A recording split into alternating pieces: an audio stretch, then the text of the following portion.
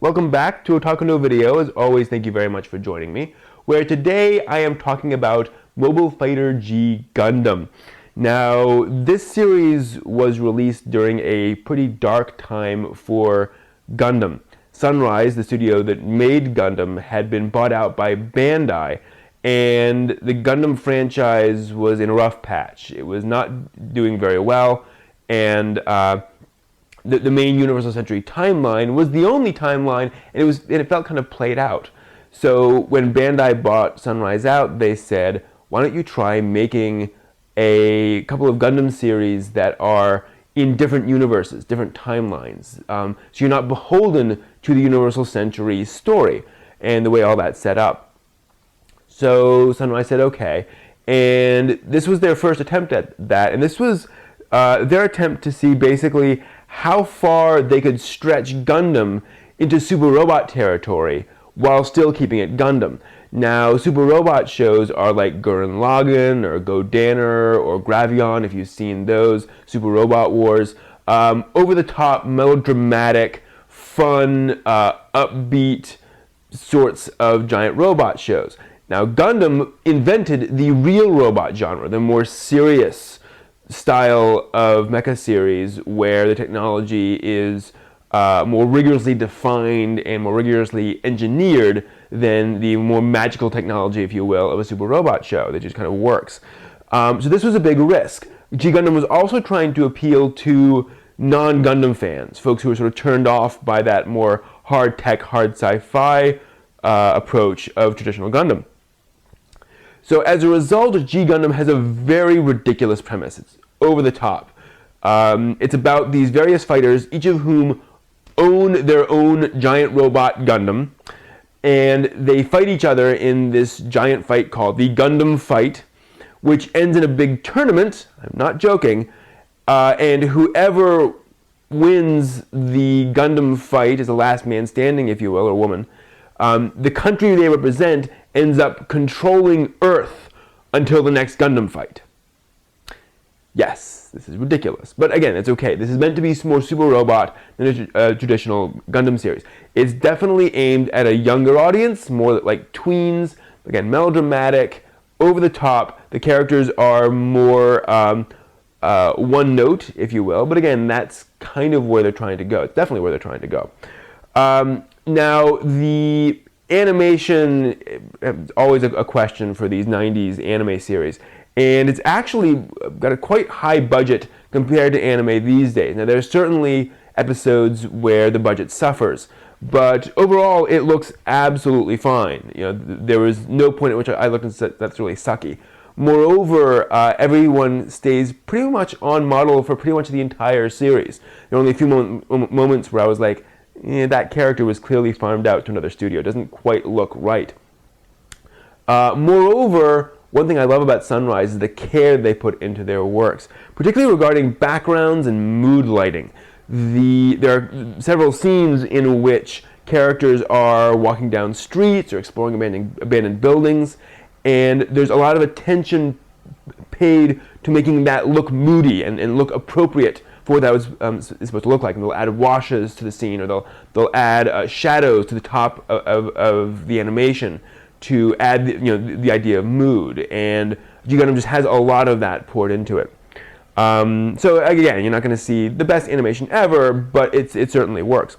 The direction overall is not particularly remarkable. I don't really remember much of any significant directorial sequences. It's not like watching Ghost in the Shell, for example, where you're like, wow, that was really amazingly put together. But very important, it is perfectly crystal clear direction. The editing and composition of the shots always makes it very clear who you're watching, what's going on, who's attacking whom. All that is just brilliantly clear, which is very difficult in a series that is based on fighting and it has a very large cast. There's a Gundam fight in basically every episode. So that's hard, a lot of characters, a lot of mecha. Unfortunately, because of the large number of mecha, there are some ridiculous mecha designs in this. I mean, embarrassing and bad mecha designs in there. They just look goofy. But again, that's just kind of what happens when you have dozens of mecha in a series. Now the relationships, again, this is a melodramatic super robot shows, so the relationships are pretty straightforward and the characters are not particularly complex. There's some stuff there, but not too much. One thing actually I appreciate is how the characters' relationships are presented. Particularly Domon, the main character, who is, I mean, if you've seen Kamina from Gurren Lagann, very similar character. He has a pretty easy to comprehend personality, as does his engineer, who's a girl, who they have a bit of a relationship. And one thing I appreciate about that actually is that they're childhood friends, and they very much rely on each other. They can get frustrated with each other once or twice, but overall they just really rely on each other, and there's not that constant bickering and that constant frustration, that constant rolling of eyes with each other. You know, they stick with each other very strongly. So that's fun to watch, as are a lot of the other relationships. This is more like a shonen series in terms of its relationships. You also get Allenby. Now, when I was watching this, several folks told me, "Oh, Allenby's coming up. Can't wait for you to get to that." Sure enough, I love Allenby. What I appreciate about Allenby is, and I don't want to get too much into gender politics here, but Allenby's this girl pilot, and they managed to make her a very effective fighter, someone who loves to fight, but is not a guy with breasts. You know, you never forget that she's a girl, but they don't make her overtly sexualized. They don't make her cute and girly and giggly, for example. You know, they don't wander into any of those cliches of making her appear feminine. But at the same time, you know, they just balance it extremely well. So I was very impressed. You also get these relationships between several of the male characters as they become friends, and that's built slowly and deliberately in a way that worked for me. I think there's some abrupt relationships, but overall, I really like how those evolved over time. Now, I listened to the Japanese dub most of the time for this, mainly because Sunrise Gundam dubs tend to be pretty legendary and have some legendary voice actors. I switched back to the English dub a couple of times, and I got to admit, without getting into sub-dub wars, I thought the Japanese dub just did a much better job of hitting emotional notes and so forth and so on. Also, to be fair, the English dub was made quite a while ago, and English voice actors typically don't have as much experience as Japanese do with super robot shows and shonen series and these sorts of melodramatic series where you need a particular emotional tone. So there just wasn't as much experience with it back then. So fair enough. Now the overall world, again, it's ridiculous. It's a silly premise. I mean, the space colonies are all shaped like the country that they're based off of. So Italy has a space colony that's shaped like a giant boot. You know, Japan's space colony is shaped like Japan. It's ridiculous. But again, this is a super robot mecha shonen series.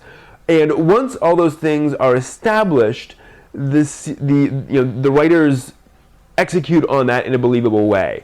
You know, that is just the way this reality works, and it flows. And in other words, there aren't ridiculous things pulled out of nowhere 33 episodes in. You know, kudos on them for keeping things consistent and reasonable. In a series that is kind of over the top. Speaking of over the top, music, perfect, big and bold, and for this kind of series you need sort of brassy, over the top, cheering sort of music, and this just fits perfectly. Now, on a personal note, I had a really tough time getting into G Gundam. I got into Gundam through other series, and I liked the real robot approach to Gundam, and I really had a tough time with G. I watched the first episode several times and just couldn't stand it. Had to go away, came back to it. It wasn't until I let G Gundam be what it is that I could really enjoy it. I had to let go of all of those assumptions I had, all those things that I wanted it to be, and I know this sounds cheesy, self-help, new age guru, but I really thought G Gundam would be something, and it wasn't that. And once I just watched it as an anime series, as just something I was watching, I fell in love. This series was a joy to watch, pretty much all the way through. There's a bit about halfway through where things drag a little bit, but other than that, I mean, I just really enjoyed this thoroughly. This was something that I just looked forward to pretty much every episode on. So kudos to them on that. So those are my thoughts on G Gundam. If you want to watch it, stop by streamsuki.com and index of free legal anime streams, see if it's around, available legally. And if you want to talk about series like G Gundam, please stop by otakunovideo.net, where we have, that's our website, where we have a forum and all sorts of ways in which you can talk about interesting series like that. So thanks for watching, and I hope to see you next time.